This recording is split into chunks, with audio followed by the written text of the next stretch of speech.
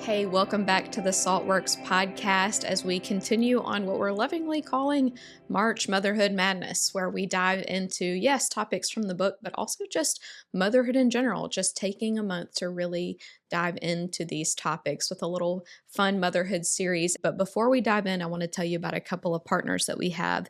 It is officially springtime, which means recital practices and baseball games. Without as much time to cook or get snacks after school from home, Daily Press is here to help.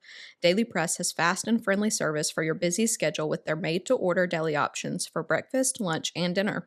And for your busiest days, their fresh grab-and-go options in the open-air cooler and hot-to-go box.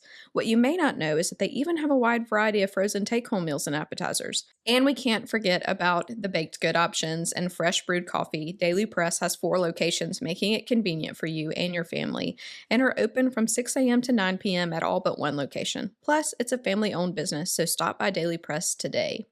Y'all, Andrew recently had to get an x-ray, and he had just a wonderful experience at Northeast Imaging.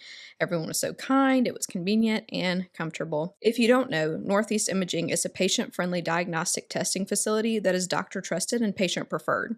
They offer MRI, CT, x-ray, and ultrasound. They have a friendly staff who is committed to focus on high-quality scans and intentional care to the patient. Plus, they're referring providers. It doesn't matter if you're using your health insurance or you're paying cash, Northeast Imaging is almost always more affordable than local hospitals. The facility is conveniently located at 1703 Lammy Lane in Monroe, and they're open from Monday through Friday from 8 a.m. to 5 p.m. So tell your healthcare provider you want to go to Northeast Imaging. Hello and welcome to the Saltworks. I'm your host for today, Emily Jones, and I just made Hallie do that. That was my one. Now I have to gotta adjust my mic here. Hold on. It was worth it. It was worth it. This was my one request. What's going on with this? Okay, do we care? It's because we knocked the table over. It is because we knocked the table over. That was my one request for today was a spin-in intro. Do it again if you want to later. No, I can't. I'm not adjusting this mic one more time. That's all you get. That's it? Yes. Okay, that's fine. It's worth it. It was worth it. Okay, so I'm really excited to be here with you today and just to talk about your book. As somebody who has been a part of the process, minimally from the outside, but just getting to see this from start to end, I'm excited to be here today with you. Are you? How do you feel? Good. So good. You know, I'm an OG podcast guest, and so back in the day when we started, we didn't have all this newfangled technology. I know. And so it does feel like a lot. Do we just look at each other? Yeah, we can. Okay. And she turns and looks straight into the camera for those listening. Edit all of this out. Okay. It's staying. Yeah. It's staying, bud. I'm excited because... Is my mic good, though? Okay, yeah. I'm good. Okay, sorry. Good. I'm excited because I think you've had a lot of really good guests already come on and just get to sort of go through some of your process with the book. And so I think I'm the last one. Mm-hmm. And so I really want to dive in there today. You're wrapping up March Motherhood Madness. Let's land this bird. Mm-hmm. We're going to do it. Okay. So coming in today, how are you feeling in your current season of motherhood? When I read your book, I knew you in that season. Mm-hmm. It also feels like a blur to me because I was in a similar season with one less child. Yeah. Which makes a difference, I think. Man to man versus zone. No, it is. Yeah, that's true. It is. I mean, still a lot, though, not validate. I told someone yesterday that sometimes my 2 kids feels like 7. Yeah. So, you know, depends on the day. Would be 20. Math. Some might say. Numbers. Yeah. But I feel like as you've walked through your motherhood, you're obviously in a different season than when you wrote this book. Mm-hmm. So tell me about the season of motherhood you're in right now. You know, I have to answer that, like the season of motherhood that I'm in with everything that's going on, because it's never just motherhood. Even if you're staying home, there's always other things going on.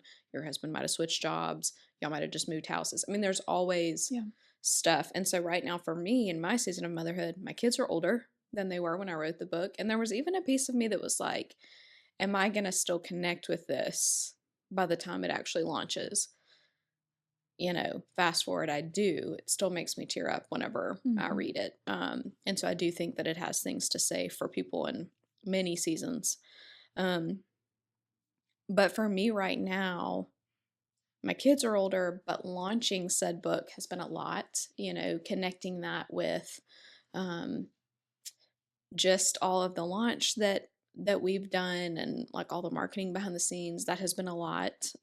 Just the mental load of trying to stay on top of that and the podcast and kids' birthdays, teacher appreciation, spring break, all of those things. Like, I think all of that together has felt like a lot. We are building a house. That is also a lot. And so, I think to answer your question, what motherhood looks like right now is having to be okay with the capacity I have for today, for right now in this moment Yeah. today, because that is all that I have. Tomorrow, I might can conquer the world. Right. But being able to live in the limitation and the capacity that I have at this moment is something that I have really learned and feel a lot more freedom in. Also, because of having to really meditate on the things in this book every time I edited, every time I sat on this and thought, is that how I want to say it? Or what's the heart of this? Or, let's make this more concise and really having to think about the concepts. Um, I think that it really has brought me to a place of surrender of when I fail, I am less likely now to sit in feelings of failure. And so I think like the season that I'm in now, even though it's way busier than I ever knew it could be, there is a freedom in it of like, we are living in this moment, we're working for tomorrow, like we want to plan, we want to do all of those things, but we're also okay. And so like this past week when we went to spring break, and I was exhausted from launch week. And then I spoke 4 times that same week, which was a lot. I don't usually do that. And it was all different talks. So it was just like a lot of mental capacity. Um, and, I just felt like crashing. And so I felt like I was not able to connect to the ability I wanted to with the kids when we were on our trip. But at the same time, like me making a choice not to be on my phone and to be present, they are not picking up on that. And I have to, like, I've learned to dissect that I am not, like, what is actually true? What are they picking up on? And what am I just working at? I think too, we're like, I kept picking up in your book was I think we're constantly rating our performance as a mother. Mm-hmm. And the reality is that our kids are not rating us at all. Yeah. They're Yeah. just living in that relationship and enjoying it for what it is, Mm-hmm. which is such a beautiful place to be in and a place that I wish I could be as a mother Yes. with them as well. And so I love that. So you talked about feeling a little bit Mm-hmm. depleted this past week. Talk a little bit more about the idea of making mistakes or Mm-hmm. missteps versus failures. Because I think that we're Mm, really quick to label a misstep or a mistake as a failure, but yeah. I don't know if that's right. Yeah. I would say there's 3 categories. Limitation, you just can't do everything. And that's not necessarily a mistake. Yes, I And can. we can talk we could talk about that more if you'd like, Emily. Um, and then like simple mistakes and then failures, and like those last two can get like more muddy, Yeah. between the two. I would say, gosh, that's hard to describe. I think mistakes, like honest mistakes, are I got so swamped this week. I forgot to bring this that I told you I would bring, or Yeah. whatever. Like that feels like such a failure to your kid, but you didn't lose patience. You didn't treat them with like without kindness or gentleness. You just made a mistake because you're human, Yeah. and that's going to happen all the time, especially if you have more than one child or if you have a demanding job, or a Mhm. big project going on. Um, and then I think as far as failure, to me, that is more like I lost my cool. I treated y'all without kindness, raised my voice. what fill in the blank on that. And though both can bring an apology, one of them is like, man, I'm so sorry. Like I had this going on today, but I deeply wanted to be there and I'm sorry I missed that game, or I'm sorry I missed that, whatever that looks like. And then the other looks like, hey, I was wrong. Mm. I should not have said that. That's not how we handle it. I'm sorry. Do you forgive me? And so I think even in our apology, like our kids get to note what's a mistake and what's I let you down in the way that I treated you. Yeah. Um, so I loved when you talked in the book, though, about this idea of failure. And honestly, like if we're living an intentional life, walking mhm, with the Lord, being guided by the Holy Spirit, those relational missteps that can yeah, be seen as failures are also such opportunity for repair, yeah. which, like, repair actually makes a relationship stronger than if there was no issue ever, Isn't that right? wild? You were the first person I heard say that, Right. actually. Well, Yeah, so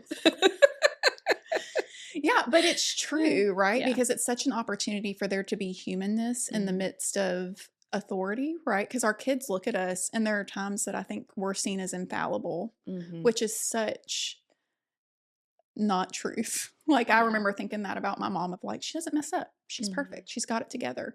Yeah. Um, but to see somebody that you consider infallible to come back and say, no, I'm Yeah. going to get it wrong a lot of times. And so I even wonder if, like, the true failure would be if there was no repair made at all. Absolutely. I do. I agree with that. And I think, like, even thinking back to what you said about like those relationships are stronger, I've thought a lot about that. And this is not necessarily a part of the book. Um, but I've thought about that in the launching of this book a lot, about how relationships are stronger when you have repair versus when everything goes smoothly, and why is that? And I don't know, Emily, like if you want to speak to this more from your field of expertise, but I feel like just in my personal dealings with any relationship, if I don't know how someone will handle conflict or their anger or their emotions, if there were conflict, that is untested waters. Mhm. If I've had conflict with someone and it did not go well and there was not an honest repair, there was well, I'm sorry it didn't go well. I'm sorry you felt that way. Like, that's not a good repair. Yeah. Then, like, that person gets marked a little bit unsafe for me.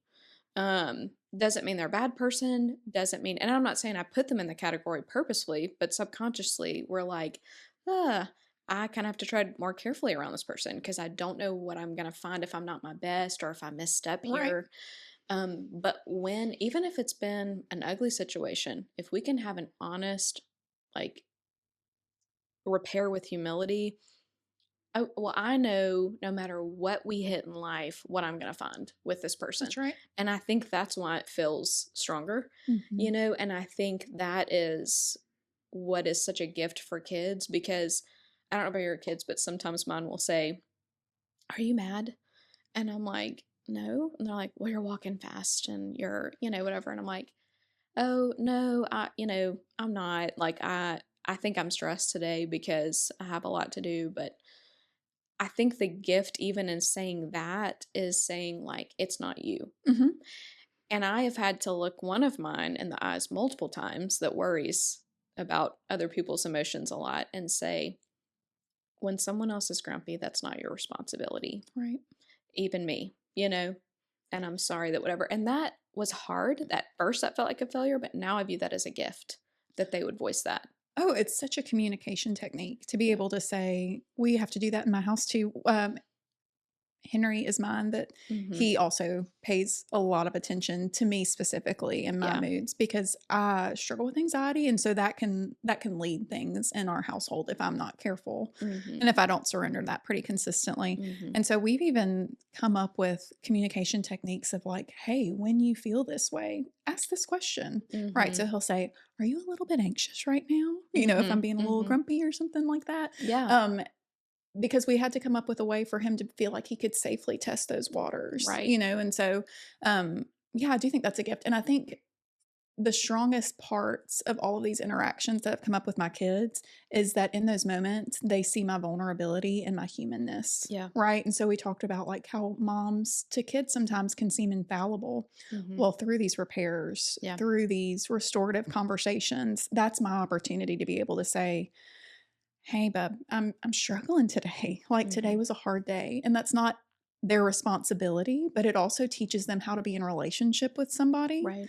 Um, I think too, like there have been studies that talk about like if you take, you know, a parent and a child trying to figure out a new board game situation, and it's obviously frustrating instructions. was this in my home? I was like, "You're making wide eyes at me. Did this happen I'm to like, you?" well, yeah, every time we play a board game, we want Which to win. I love that. I always remember like when we went to the mother son camp out and there was Yeah. going to be like a scavenger hunt. And Henry was like, "We're gonna win." And I get in the car with my boys and I was like, "Are we gonna win?" And Bear goes, "Nope, we're gonna have a good time." I was like, "I'm glad you know whose car you're in." Henry brought that up just last week and he was like, we got smoked, mama. And I'm like, but did you have a good time? Still Not working. really. Still working. Yeah, Yeah. yeah, that's hilarious.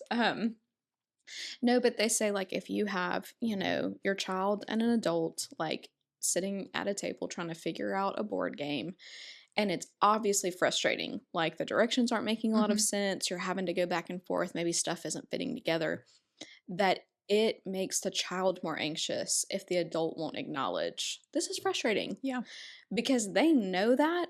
But then there's been this other study recently that's talked about like when a kid feels away either from school, from a situation, whatever, and the parents try to lift them out of it with like, well, but think about this or whatever, that you're subconsciously teaching your kids like we avoid those Yep. emotions, like don't deal with those. And I think a lot of times, Emily, like one of the hard things that happens in parenthood is we don't know how to sit with our hard emotions. Like I am with older kids having to learn new ways to self regulate my emotions Yeah. because I want to be reactive instead of proactive, you know? And so I think there's a lot of that. But to get back to what you were saying about like you thinking your parents are infallible, the beautiful thing is if you do, okay, let's say that you fail, your kids saw you blow up, you lost it, everything was falling apart, you're trying to single parent, whatever, Mhm. and you just lose it.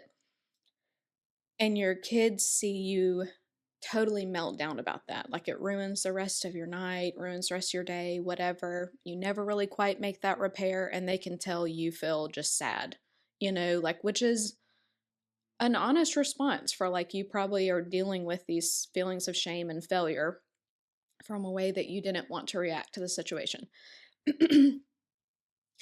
Well, then your kids are seeing that like you don't really think that you have worth in that moment, that you've totally failed and you can't come back. But for someone who comes back and says, and I'm not saying to abuse this by any means, Right. but for someone who honestly comes back and says, like, guys, I'm so sorry that honestly, I do need y'all to go put your pajamas on when I ask you, and that is frustrating. But honestly, this wasn't about you. This is this. I'm really sorry I acted that way. I'm sorry I raised my voice. Do you forgive me? Like when you have that, they see someone who honestly acknowledged their fault, but they also see that okay, mom believes she's unconditionally loved. Like she actually believes there's an abundance of grace for her when she fails. And if that's true for her, Right. maybe that's true for me. And I think there's a lot of that is so subconscious, but I do think that's a huge part of it. It is. And, we always say more is caught than taught. Mhm. Right. And Yeah. so you can teach your kids all the right things, Yeah. but if you don't slow down to live them out and to be Yeah. intentional in that modeling, it's for nothing. Mhm. They're not going to repeat what they're told. They're going to repeat what they see lived out day to day, which is why I Right. think that intentionality behind all of our actions and even walking kids through their own emotional process when they go through those things. Hey, this is how you Mhm. go afterwards. Yeah. And say I'm sorry. This is how you handle yourself after. Let's walk it through together.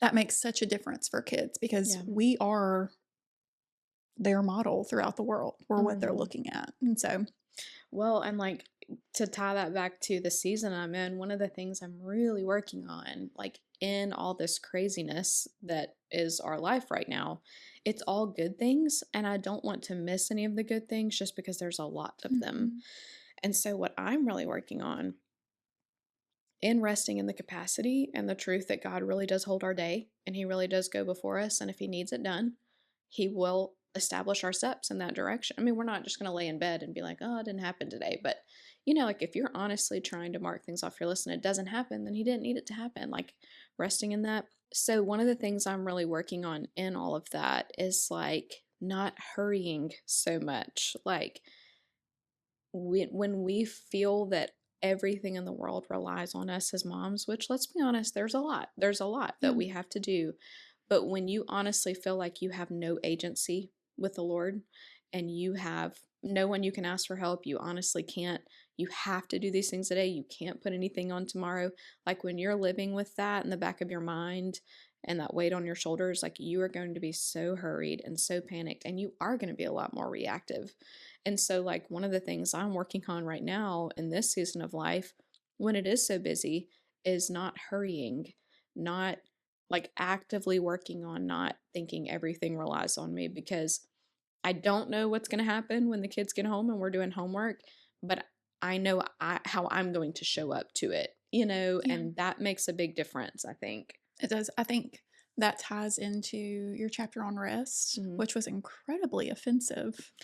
It is, isn't It really stepped on my it? toes a lot. I wanted to skip through it, but I didn't because Yeah. the writing was so good. Oh, thank Just you. drew me in. But that idea of not being hurried, like how would you incorporate that into what you've learned about rest? Mhm. Because it's on the same, Yeah. it's kind of two sides of the same coin, but they're different things. Mhm. It is. I think hurry is at the root of a lot of our anxiousness. Mm, Um and I think also paired with hurry is everything is on me, to go back to that. Like everything is on me if I don't get this all done. And there's a lot. Like I mean, sometimes that looks like you telling your spouse or whoever. I mean, if you're a single parent, telling someone who helps you, I feel really swamped this week because I feel behind on laundry and I've got to get snacks here and whatever. Can you help? Like there, you do have to kind of voice what you need sometimes, but not viewing everything as relying on you. But a lot of that is realizing like the Lord has plans. Are we actually taking all of these worries to the Lord? yeah. Like there's no thing too small, there's no thing too dumb, you know. And so just resting in that, but to pull those things together, sometimes rest looks like pausing, and it should. We should schedule that rest and allow it to be totally inefficient and unproductive. I think a lot of times we make our rest work because we're like, well, I've got to do something that's super restful so I can come back better. Right. And like that's not always true. Yeah. Like I think I think it's actually good sometimes for our rest to feel like it didn't do anything and still go back, because that's creating the habit of rest, even though you're not working towards something. Yeah. And, but sometimes, Emily, rest looks like resting in where you're at, emotionally and spiritually, being like, okay, this week is teacher appreciation. It is a lot. We also have a birthday party we have to do. We also have XYZ. It's a lot. We're just going to do the best that we can do. And the Lord holds the rest. Like that also is living from a place of rest. So we have these rhythms that we really do need to do, you know? And we kind of talked about that last week too, of like, we'll say, okay, I need to be obedient. So I feel like I'm supposed to start a podcast, so I'm going to be obedient and I'm going to buy my microphones, you know. But with rest, we don't think we have to be obedient there. We don't think we have to actually do that. Well, you do. Yeah. It's commanded, and you have to obey to get that return, Yeah. And so, but I think the truth comes out in our struggles with control and striving and self sufficiency when we'll step out on the waters, but we won't rest Right. because there's nothing we can control there. Um, but anyways, all that to say, sometimes it looks like resting where you're at, and other times looks like actually stopping. I loved how in the book you talked about like the intention behind your rest was not for the sake of rest or Mhm. even for the sake of time Mm, with the Lord, but it was rest so you could come back and be better for other people. yeah, And that is such a struggle. That is it something that is. I'm consistently having to rework my brain around. And so that was really convicting to read. And even just to understand like rest doesn't equal couch potato. Rest, it Mhm. can, Can. right? But rest may even be Mhm. moving your body, right? Mhm. Like going and Mhm. doing something that's Mhm. outside of the norm of what you're doing. Right. So, Yeah, I mean, honestly, like, I would argue that most times, like, and I'm not saying don't do these things, right. but I would say that honestly, like, as someone who reads and, likes movies, that sometimes that's not rest because Mhm. your brain is actively engaged in something. And sometimes, like, being bored, and just being in nature or sitting and praying and just listening. Sometimes our brain and bodies and souls need that more than breaking from our work. Like we'll break from our work, but we want to be entertained. It's not necessarily So, rest. how do you know the difference for like what it is that you need in the moments that you're in? Because none of that is bad, right? Like, Hmm. I love a TV show, you know that. And so, like, is entertainment bad by itself? No, but it can become a Hmm. numbing mechanism. Hmm. And so, like, there's a balance. So, how do you walk that out of like figuring out what do I need right now? Do I need rest, shut down? You know, I'm going to answer that in a backward way. I don't think you can. And I think that's the beauty of it. Like, I don't need to go to the doctor every week for them to tell me I need to drink water and I need to eat fruits and vegetables and I need, Yeah, like, could I go do blood work and them tell me like what I'm deficient in? Yes, but like I could also take my vitamins, yeah, And so I think resting in the fact of like it doesn't depend on you, first of all. And secondly, to set healthy rhythms. Like if weekly you are taking some time to do something you want to do, yeah. and having fun, like let that be your fun time, whether that's reading, walking, playing tennis, watching a movie. But then set aside time that's rest. It is meditating on his word. It's going for a walk. It's not doing anything productive with your hands. Whatever that looks like. If you will set those rhythms, then the part of I've got to figure out how to do this and what to do, that exhaust falls away Yeah. because the Lord is so faithful to meet us there. And then like the beauty of it and this goes back to like the season of motherhood I'm in now. There's a lot of trial and error, like you rest like this and you do that 2 weeks in a row and you're like, I hate that. I hate that so Yeah. much. Well, then do something that feels more restful. Like it's not supposed to be miserable, or Yeah. whatever. Or that didn't work because, I don't have that much time or whatever. Like do what works for you. And it's okay to be trial and error. Love that. I also loved the idea of we don't rest for the outcome. We Hmm. rest for the practice. Yeah. And so, And speak well of it. That was one of the things that was convicting to me. I can't tell you how many people like not meaning anything by it, but when I took that trip in the book, Finn was one, and the other two were little. And a lot of, moms, whenever I said, like, yeah, skip down, which felt wild to me, that felt like absolute right. failure for me to go. Because we think we need permission from other people, even though scripture gives us permission. Um, but I had a lot of moms say, oh, I couldn't do that. And like, Emily, some moms really couldn't. Right. That's really not an option, and I'm not knocking that. Like that is the beauty of rest can look different for every person, but like, but sometimes we say that, and what we really mean is like, my feelings of failure would not allow me to do that, and that's something we need to get curious about. I agree. And even the idea of I couldn't do that because that would make me not good, right? That's Mm-hmm. the whole premise behind Mm-hmm. this book is like we're trying to understand and feel like we're good moms, Right. and so that idea of, oh, I couldn't because that would make me not good. Or even you telling people and sort of being like, "Ah, Yeah. what's the response going to be? It's Mm-hmm. because we do have that innate longing to know, like, am I good? Was that okay? Yeah. Even though we do already have that permission. So, Yeah. Rest. We'll keep working Rest. on that. Well, and the way you live does give someone else permission, you know? That's right. Like when you hear from someone that you hold in high esteem that, like, no, Emily, you need to go do that. Like, you need to go rest. You're like, oh, okay. Well, that person that I think of as a great mom doesn't think I'm a failure. You know, Yep. there is beauty in that.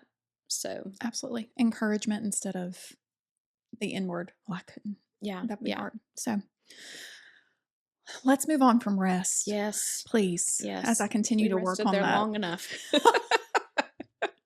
Lindsay in the corner is cracking me up. Whew.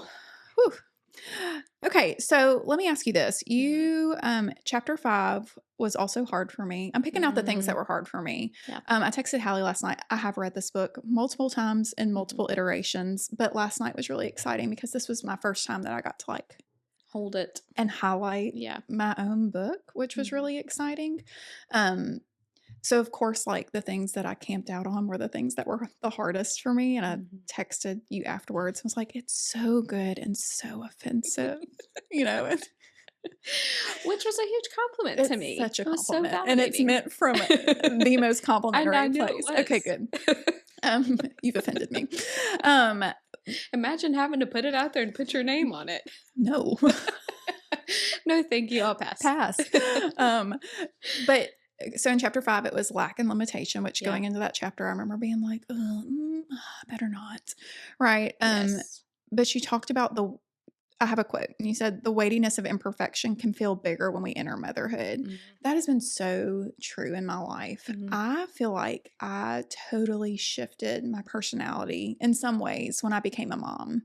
The fear of what people thought of me. Yep. Because Sam would say, like, Emily, you used to not care what people thought of you. Not that you were rude or anything like that, but if someone didn't like you, that was okay. But when I became a mom, the fear was, well, if you don't like me, what does that mean for Henry and for Hadley, right? And so I struggled with that a lot, and the weightiness of that imperfection. Like, I've got to be all things so that they'll be good, right? But you talked about lack a lot, which I really needed to hear in this season and in every season. But as a fellow Enneagram 3, Yes. talk to me about lack and why you think that we consistently try to cover up the very thing that the word promises means that we will be filled with his strength. Why do we do that? Well, I hear, Emily. I mean, I don't know Someone this else told me. from personal experience, but I am fine. No, just kidding. There's nothing wrong here, but for you. For others, though, no. Well, let me start out by saying it was so hard. I've had a couple people ask me in interviews, like, what was the hardest chapter to write? And I think it was chapter 5. Like, obviously struggled with grace and rest because I'm not there. I'll never be there on this side of heaven. But I really struggled with chapter 5 because I kept trying to write failure into it. And that is how deeply I connect having limitations with failure. Yeah.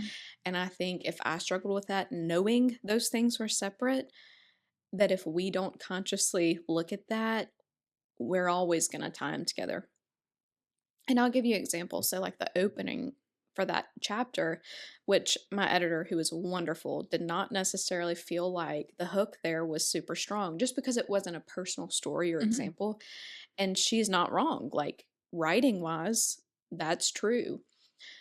Unfortunately, if I gave you an example of how I was limited that day, it would translate as failure. Like, you can't do it. I mean, I sat on that concept for days and was like, I can't change it. It has to stay. So this is my example. My needs before I had kids, not necessarily in order, but I had to have roughly, this amount of sleep. I had to have roughly this amount of meals, snacks, water, coffee, fill in the blank. I needed time with friends. I needed time alone to recharge. I need time to dream every once in a while. I need to go on a walk and clear my head. For sure need to read my Bible, daily if I can. all these things. Every once in a while, I need a space to create something just for fun. Like these are the things that I need to be a healthy, happy, whole person. Now, all of these things have never, even prior to motherhood, happened all in one week. Right. But that's not an exhaustive list, but those are my needs, and everybody's are different. Some people need to recharge with people, and so just to be aware of like, what do I normally need? But then something happened, and like everything I've said is good, right? There's nothing, even if it's not the same as someone else's list, there's nothing on my list that was bad. Yeah. I mean, it was all fine because it's me. Well, something happened in between my water breaking at home one Saturday night in Louisiana after an LSU game and coming home with a 4 pound, 12 ounce preemie. And all of those needs were now bad because they took me away from Bear. And that's not right. Now, it's hard in the newborn days. It really is like hard to shower. Like you can forget what it's like, but it's like they're screaming in the rock and play, or that's banned now. Whatever. We don't use those anymore. Sorry I mentioned that. Just dated myself. They're screaming and whatever, the APA has said they can be in while you're taking a shower. But, and so it really is hard to even have like your basic needs. But the fact of the matter is, like, why do all of those things feel guilty? Why do all of a sudden, when you have a baby, you feel this hurry sickness to rush through Target? I'm not saying not to make your list, get it, and go home because you might have to nurse or whatever your situation is. I get all that. Maybe you're running by and you're like, I've been at work all day and I'm ready to get home to my kids and I don't want to spend it grocery shopping. I get all of that. But why the hurry sickness of I am failing if I take 1 minute longer because I didn't get in the shortest line? And like there's feelings of how you view yourself based on the time that you took away from them. And the fact of the matter is, you learn there you can't be ever present. That was only God's. You cannot be all powerful.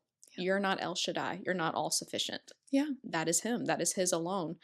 And we, like in the book, I tied that back to the garden. So Adam and Eve, they're created. Everything in creation is created and it's good. This is good. This is good. This is good. It gets to man and woman and it's very good. But they were created with no clothing. I mean, they lacked clothing and they were deemed very good. But then all of a sudden, after they sinned and after they failed, when they hear the sound of God walking in the garden, they hide. And they hide because they're feeling shame. Mm-hmm. And we have been hiding ever since. And there's a healthy amount of shame that they feel because they know they've done the very thing he's asked them not to do. They've eaten of the tree of knowledge of good and evil.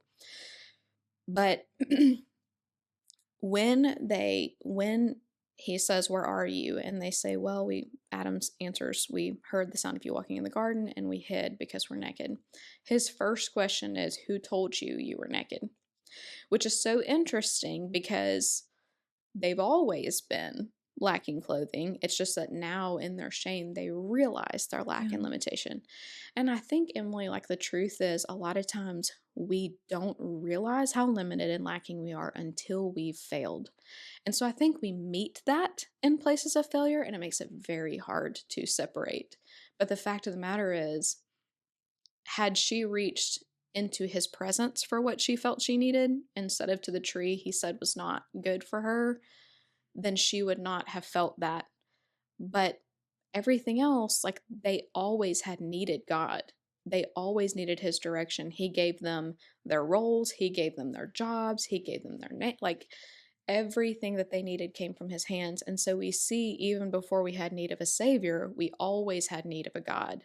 We were always supposed to be dependent. We were always supposed to be lacking outside of his presence.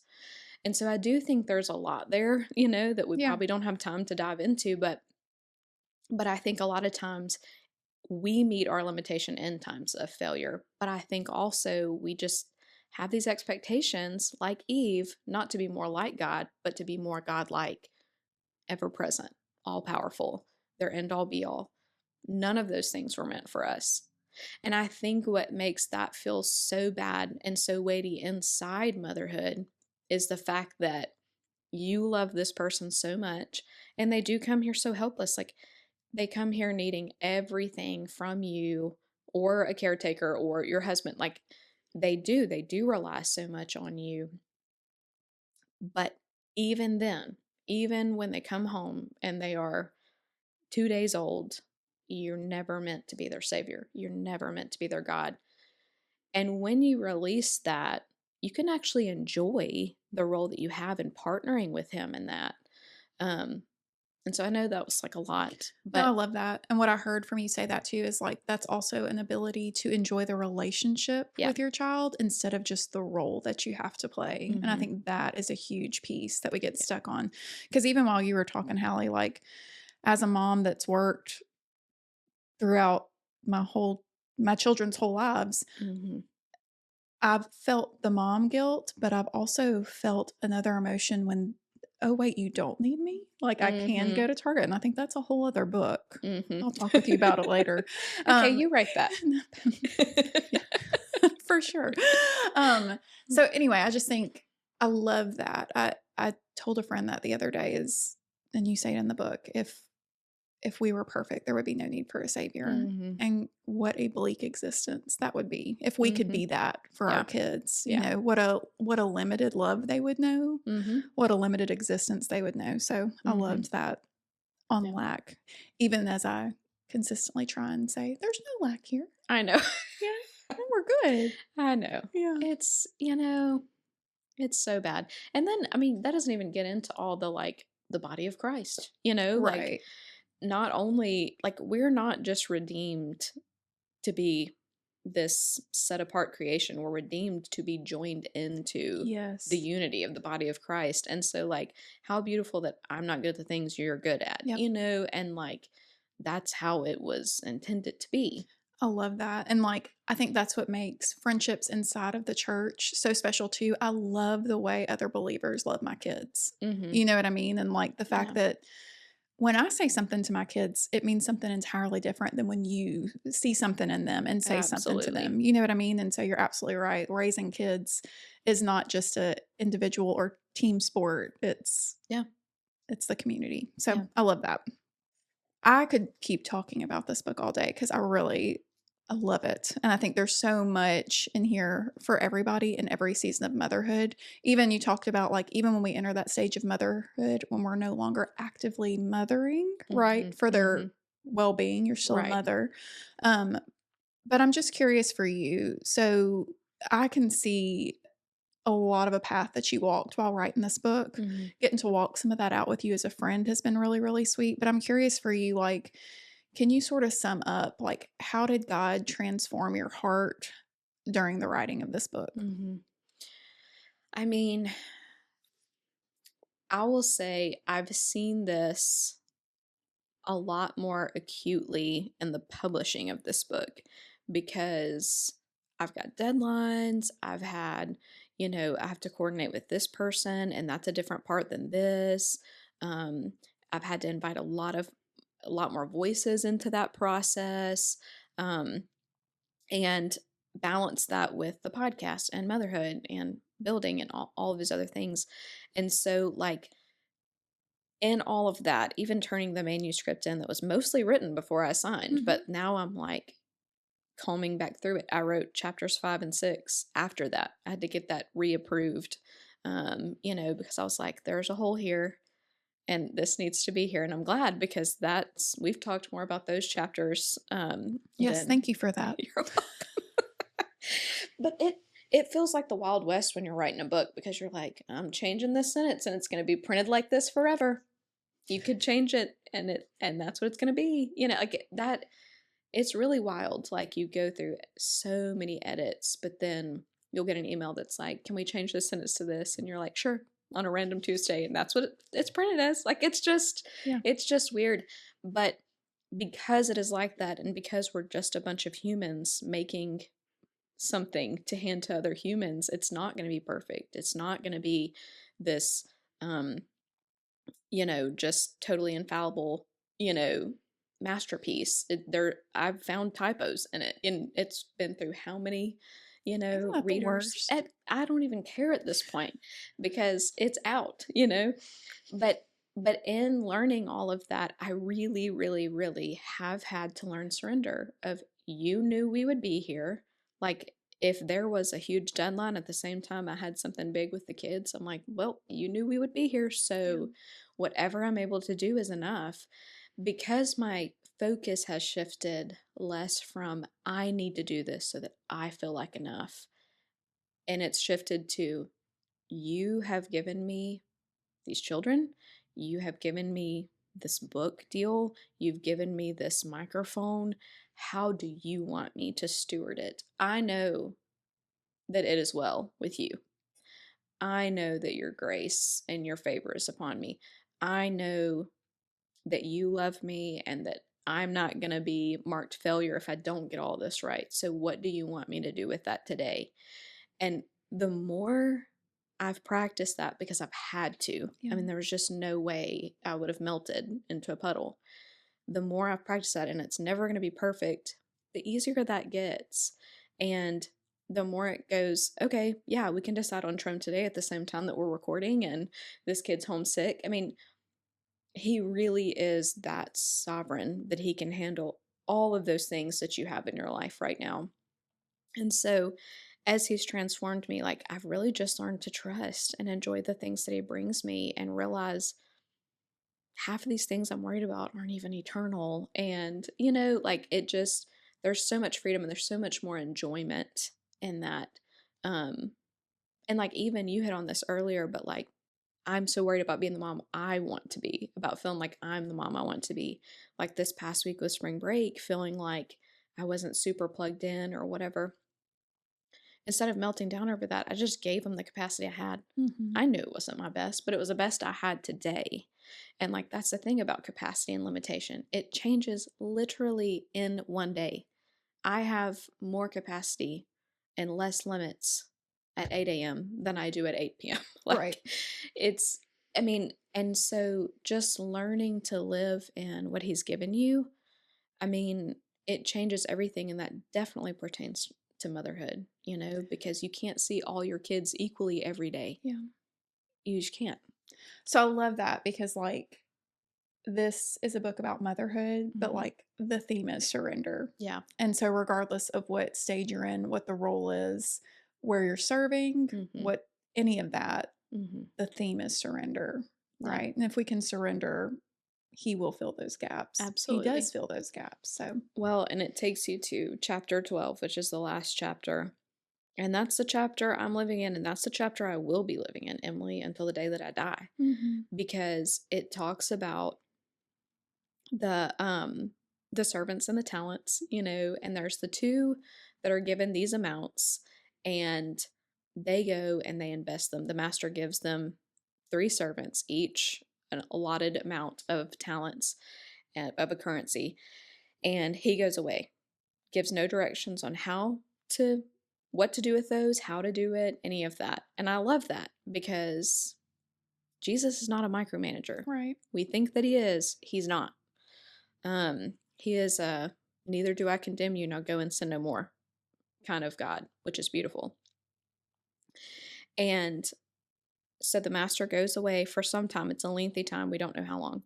The first two, they go and they invest. I think the first, we do know what he did with his and they double. The second, I don't think we're given any details on what he does. Like, we don't even know how he gets his return. His also double. The third goes and buries his, and he has like one. And so it's not as many as the other.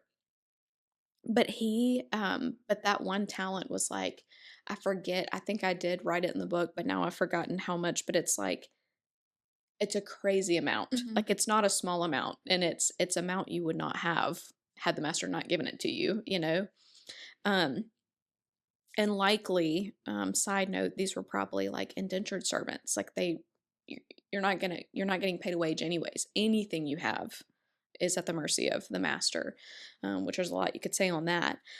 But so the first two, the master comes back, hey, I did this, and now I have this much. And he's like, well done, my good and faithful servant. Second, I did this, now I have this much. Well done, my good and faithful servant. The third comes and says, well, I knew you were a harsh man. I knew you this. And I imagine that the joy gets sucked from the room a little bit because everyone's like, what's the master going to say? And he says, you wicked and lazy servant. Like, sends him out of his presence. And there's a lot there that has to do with salvation. And so the chapter really camps on a lot about the first two. Mm-hmm. But what's so interesting about the third, I was really struggling with this one part because like all the parts that the servant says about like, well, I knew you were like this and I knew you were like this. And I was struggling with that because I'm like, we don't see that anywhere in the story. Nowhere when Jesus tells the story did it say what the master was like. And if the master is supposed to be representative of the Lord, I don't understand. That doesn't line up with his character. I don't really get what he's trying to say there. And I was kind of voicing that to Andrew one time, and he was like, well, I think that's kind of the point. Like the third servant doesn't really know the master. And I think that's a huge thing, like in motherhood and all parts of our callings as servants of Christ. Do we know the one we're serving? And we know that he's good. We know that he's faithful, and we know that he's kind. That's going to change the way that we invest in things. It's going to change the way that we go, I don't know, let's try this. Yeah. Like because he's not this harsh man. He's so kind, and he wants you to flourish. Like that is what he wants. He wants you to flourish. He wants your children to. That is his heart. But then the other two, we don't know the methods. And I think that's kind of the point. He doesn't tell you exactly how to do it. There is grace, there's room for changing, there's room for trial and error. And like at the end of the day, they couldn't guarantee those outcomes. Yep. Neither of them knew they were going to get a return. All they did was go out and do something. And we see that in his response. It's not well done, good and successful servant. It's well done, good and faithful. And so in every other area of life, it can be like if I study enough, maybe I can get an A. If I work enough, maybe I can form this thing that I'm building. But in things of motherhood, we can't control the outcome. Our kids are not our measure of success. They are individuals who get to choose what they want to choose. Right. There's so much goodness and that you get to shape a lot of their understanding of the world and of God. But ultimately, they're going to choose what they're going to choose. And why should that mean you're not a good mom? Mm-hmm. Like, I think sometimes more than needing to hear you're a good mom, you need to hear, well done, good and faithful servant. Yeah. Because you put faithfulness into the calling. And so that's really where I'm trying to live and will try to live for the foreseeable future. I love it. Our kids are not our measuring stick. Yeah. It's beautiful. Mm-hmm. Well, Hallie, you've done a great job in this interview. It's like you know the book or something. I feel really tired, so I feel like I've rambled a lot. No, it's like you've read this before or something. Okay, so now I'm going to ask a question that I didn't prepare you for. Oh, okay. Lindsay, you too. What's your favorite chapter in the book? Pick one. So, well, okay. 12 just feels so freeing to me. Like that just feels like, okay, I'm ready to go out and rest and enjoy motherhood. But one of my favorite stories from the book was when we had joined the MAC years ago, and Andrew wanted to take the kids to the pool. You wanted to be the fun mom. And I wanted to be the fun mom. You are a fun mom. Thank you. Those kids, they know it. You're a good time. Such a good time. I don't know what they would say, but I do feel a lot more relaxed about that. I think that there's a lot to that. I think in thinking back on that chapter a lot, that there's a lot of what we feel like is relational and having fun. And like as your kids get older and that, that relationship forms in 1,000 other areas, I think there's less like pressure on, yes, always having to be fun when they're so little. But yes, that is a real thing. But yeah, that story was one that absolutely changed me a lot. Lindsay, Yeah. Playing She said House is playing yours. house is hers. Okay. Yeah. So lack and limitation is your least favorite. So lack and limitation is the most offensive. Playing house. I love that you love that chapter. All right, when I was going over it again, I was like, I totally see that. Mm-hmm. Yes, and if you have not listened to that episode, go back last week and listen to that one because we did dive into that. All right, what was yours? You didn't answer. Okay, so this was hard. Let me get my. Mm-hmm. I'm going to use my book. I loved repentance and repair. Repair is just like a really sweet topic to me, and I really do think that that's like the key to relationship. Thank you for saying that because there's no way I wrote the repair well enough. Oh, I think you did a great job for your measure. I feel like.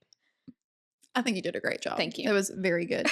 And then also, one that hit me really hard too was Momming Like Martha. Because I know how passionate you are about Martha. I will fight someone. So it's hard. Like, I feel like all of these chapters, depending on the week or the month or the year that I'm in, will hit differently. Yes. But those are probably the ones that stuck out for where I am right now. So yeah. Well, and like I've had people say like, well, I'm not really the target market. And I totally get that like it is written to a younger mom. I mean, I even worried, am I going to be able to relate to it now? Even though it's my life that's written into the chapters, just because it is like written with a lot of examples from younger years. That's all I know. But I do think that like it speaks to older moms because it can feel almost more devastating to look back and feel like you cannot change things. But one, you actually can, because there's repentance and repair. That's right. At any age. And your adult children probably long for that more than anybody else. Absolutely. Yeah. Absolutely. And it really can change and repair things right then, which, by the way, can change generations. I was about to say it can change the way that your adult child parents their child, which will change the way. It's crazy the impact that you can have. Yes.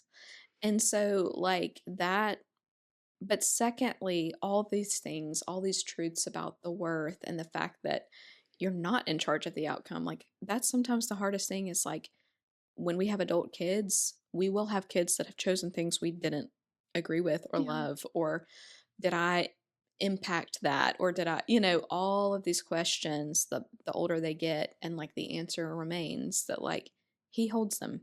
He has good plans for them with or without you, like he is faithful and we can be faithful. Love it.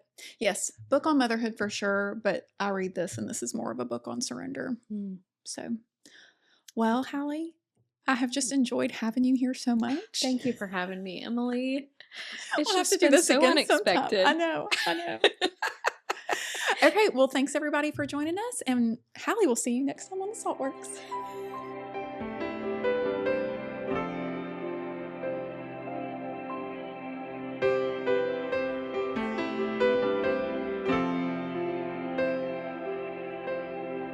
This is my story. This is your story.